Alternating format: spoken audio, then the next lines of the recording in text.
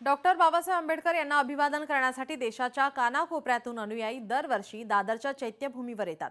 यावर्षी देखील लाखो अनुयायींची गर्दी चैत्यभूमी परिसरात पाहायला मिळते। त्यासाठी मोठ्या प्रमाणात पोलीस बंदोबस्त दादर चैत्यभूमी परिसरात तैनात करण्यात आला आहे। त्याचसोबत पोलीस प्रशासन देखील सतर्क असून मोठ्या प्रमाणात बंदोबस्त तैनात करण्यात आलेला आहे। याचाच आढावा घेतला आहे आमच्या लोकशाहीच्या प्रतिनिधी आकांक्षा देशमुख यांनी। भारतरत्न डॉक्टर बाबासाहेब आंबेडकर यांच्या महापरिनिर्वाण दिनानिमित्त त्यांना अभिवादन करण्यासाठी लाखो अनुयायी आहेत ते दादर येथील चैत्यभूमीवर दाखल होण्यास सुरुवात झालेली आहे। आपण पाहू शकता की या परिसरामध्ये मोठ्या प्रमाणात गर्दी आपल्याला पाहायला मिळत आहे।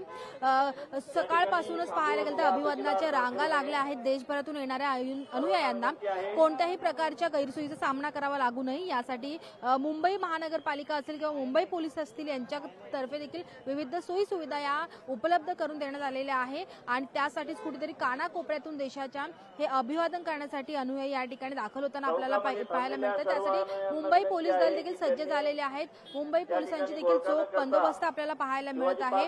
मोठ्या प्रमाणात पोलिसांचा बंदोबस्त या ठिकाणी आहे। कोणताही अनुचित प्रकार घडू नये यासाठी पोलीस या ठिकाणी पाहायला मिळत आहेत। त्यासोबत मुंबई महापालिकेकडून चोख व्यवस्था करण्यात आलेली आहे।